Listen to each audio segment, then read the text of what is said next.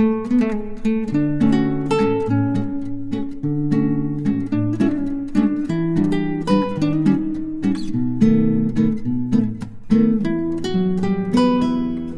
అండి, నమస్తే. Welcome to my channel Samyu blogs.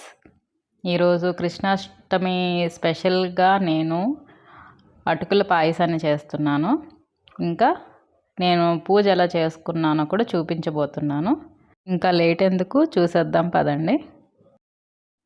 ఎంతో ఈజీగా చేసుకునే అటుకుల పాయసాన్ని చూపిస్తున్నాను. బెల్లంతో చేస్తున్నాను నేను. ముందుగా ఒక ప్యాన్ని వేడి చేసుకుంటున్నాను స్టవ్ మీద పెట్టుకొని. అందులో నేను నెయ్యిని వేసుకుంటున్నాను. జీడిపప్పుని వేయించుకుంటున్నాను. నేను ముందుగానే ముక్కలుగా చేసి పెట్టుకున్నాను జీడిపప్పు. దాన్ని గోల్డెన్ షేడ్ వచ్చేంత వరకు ఫ్రై చేసుకోవాలి. గుర్తుపెట్టుకోండి, ఇప్పుడు సిమ్లోనే ఉంచుకోవాలి ప్యాన్ అన్నది.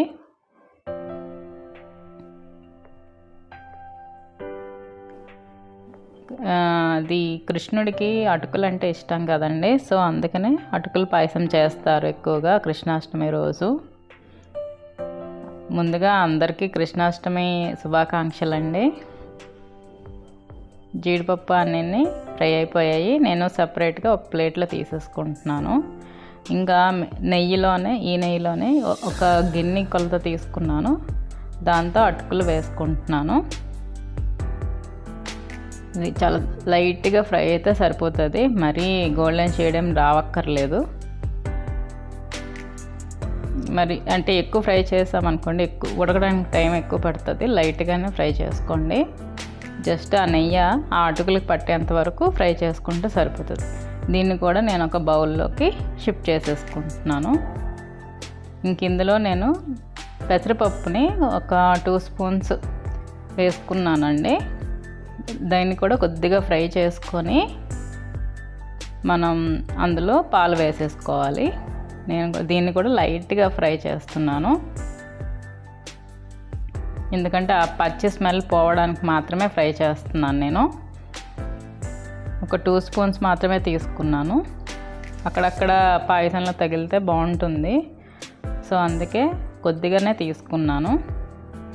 అది కూడా ఫ్రై అయిపోయిన తర్వాత 1 లీటర్ దాకా నేను పాలను వేసుకుంటున్నాను.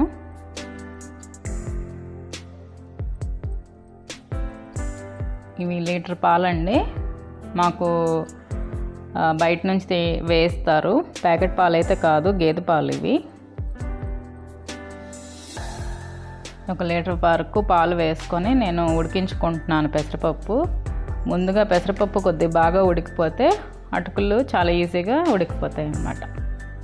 సో పెసరపప్పు కొద్దిగా ఉడికాక నేను అటుకులను కూడా వేసి ఉడకబెట్టుకుంటున్నాను. దీన్ని కూడా ఒక 10 మినిట్స్ అలా సిమ్లో పెట్టేయాలండి, బాగా మరుగుతూ ఉంటుంది. ఇంకా తర్వాత ఒక గిన్నె కొల్ల పెట్టుకుని అటుకులు వేసుకున్నాను కదా, దానికన్నా తక్కువ తీసుకున్నాను బెల్లం తురుము అన్నది. తక్కువ తీసుకుంటే సరిపోయింది, ఏం మరీ తక్కువ ఏం అయిపోలేదు, కరెక్ట్గా ఉందన్నమాట నాకు.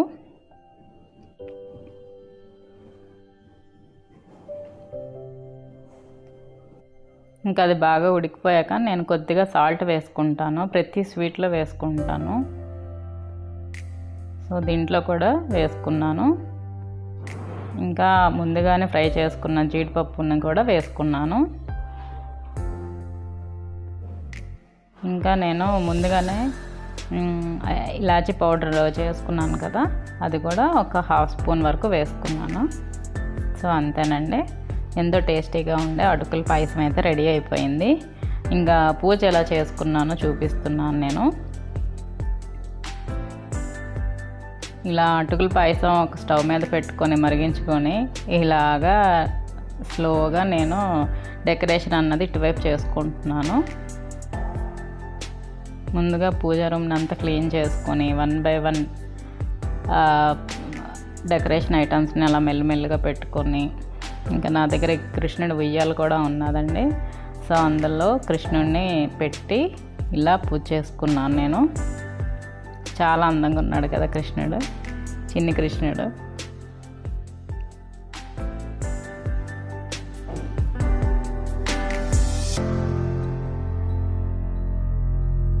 సో కృష్ణాష్టమి మాత్రం నేను ఎప్పుడు మిస్ అవ్వనండి, ఖచ్చితంగా చేస్తాను. ఎందుకంటే మా ఆయనకి కృష్ణుడు అంటే చాలా ఇష్టం. సో కంపల్సరీగా చేస్తాను నేను అదే ప్రసాదంగా నేను అటుకుల పాయసమే చేశాను, ఇంకా ఫ్రూట్స్ కూడా పెట్టుకున్నాను. కృష్ణుడికి ఎప్పుడైనా ప్రసాదంగా పెట్టినప్పుడు దాని మీద ఒక్క తులసి దళం వేసుకుంటే సరిపోతుంది. తులసి ఆకులు కానీ దళం కానీ వేసుకోవాలి. సో అదండి ఈరోజు కృష్ణాష్టమి స్పెషల్ బ్లాగ్గా చేశాను. ఇది మీకు నచ్చే ఉంటుంది అనుకుంటున్నాను. తప్పకుండా సబ్స్క్రైబ్ చేసుకోండి.